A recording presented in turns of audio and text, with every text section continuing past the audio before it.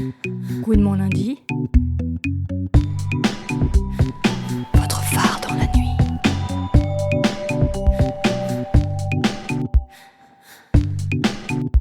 Le Paname Boxing Club est une association parisienne de boxe française LGBTQIA+.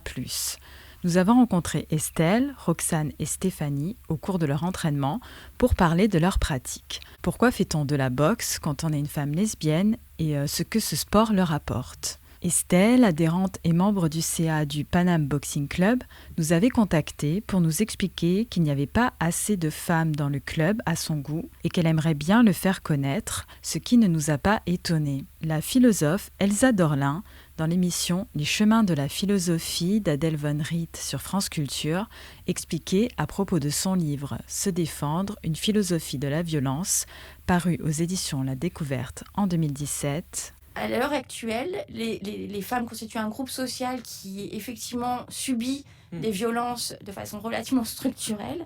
La question est, oui, il y a une forme de désapprentissage qui relève d'une éducation à la féminité, qui est désapprendre effectivement à ne pas se battre. Voilà, il y a juste des corps qui sont construits comme agressables et donc qui vont être désarmés ou qui vont être socialisés comme ayant un recours moins légitime, moins licite à la violence. Il y a précisément un régime de pouvoir qui cible des corps de telle façon que certains sont autorisés, encouragés à user de violence, à user d'une forme d'être pleinement dans une vie, qui est dans la pleine conscience de leur puissance d'agir, et d'autres corps qui sont évidemment des corps, par conséquent, qui renvoient à des sujets minorisés, que ce soit en termes de genre, en termes de classe, en termes de race, de couleur, de sexualité, d'âge même, et qui sont des corps qui, au contraire, qu'on interpelle dans des formes d'impuissance d'agir. On quitte tout de suite Elsa Dorlin pour laisser la parole aux meufs du Paname Boxing Club. Je suis Estelle, je fais partie du Paname Boxing Club et je suis au sein du conseil d'administration du club. Donc moi c'est Roxane. Stéphanie. Le Paname Boxing Club a été créé en 2012. C'est un club de boxe française qui est ouvert à tout le monde, c'est-à-dire LGBTQIA+. Et donc nous avons 6 créneaux par semaine et 6 coachs qui dispensent les cours. On pratique seulement la boxe française en assaut, c'est-à-dire qu'il n'y a pas de combat. La pratique est aussi faite en mixité. Tout le monde boxe avec tout le monde.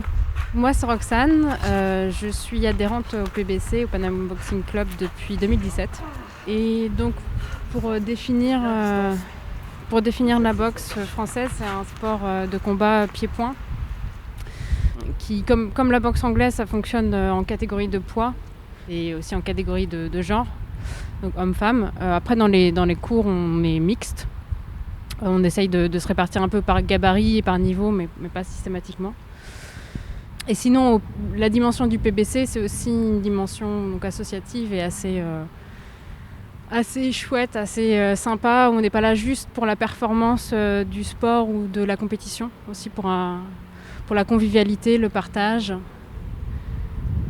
Et c'est ce qui fait la différence, je pense, dans la pratique du coup de ce sport de combat.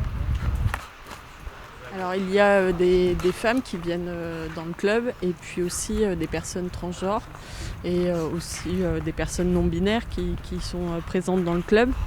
Et je pense que ces personnes-là recherchent justement ce cadre bienveillant et de pouvoir, notamment par rapport au vestiaire, pouvoir se changer dans n'importe quel vestiaire sans jugement. On vient chercher à se défouler, à aller au-delà de ses capacités, de ses habitudes. On vient pour se surpasser et aussi on peut venir pour avoir une expérience de confrontation à la violence de manière choisie et comment est-ce qu'on peut se défendre face à ça, maîtriser ses peurs, se maîtriser tout simplement.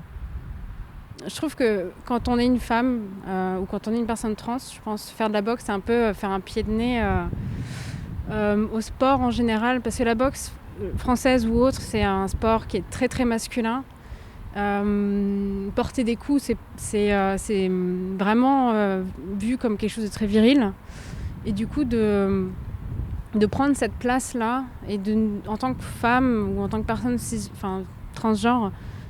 Par exemple, moi, mon père, je ne vais pas parler de moi, mais il a toujours détesté le fait que je fasse de la boxe parce que je suis une femme et que je ne devrais pas me casser le nez ou avoir des bleus parce que voilà, le corps d'une femme doit rester intact et pas trop musclé. Et, voilà. Pour moi, c'est vraiment un pied de nez, le patriarcat.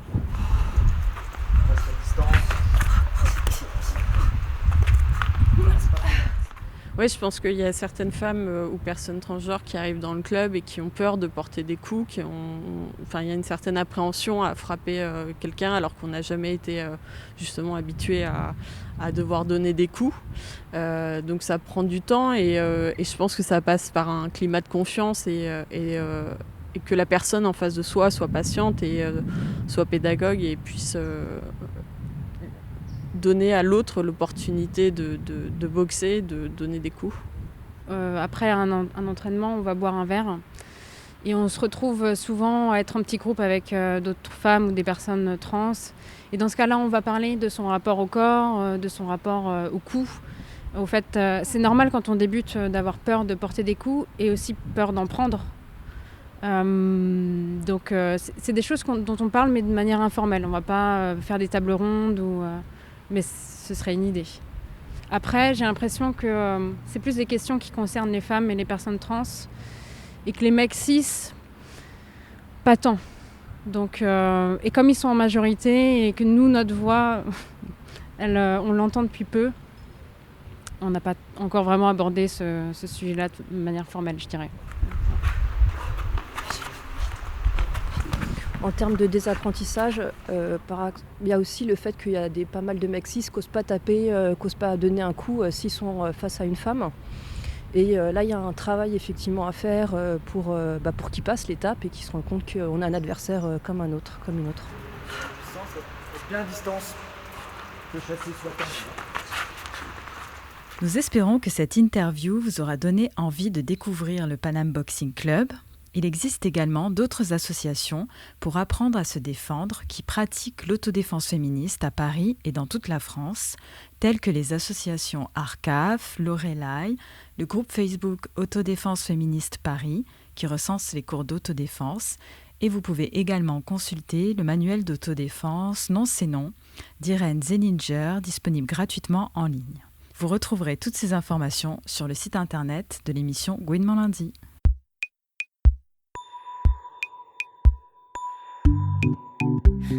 Gouinement lundi,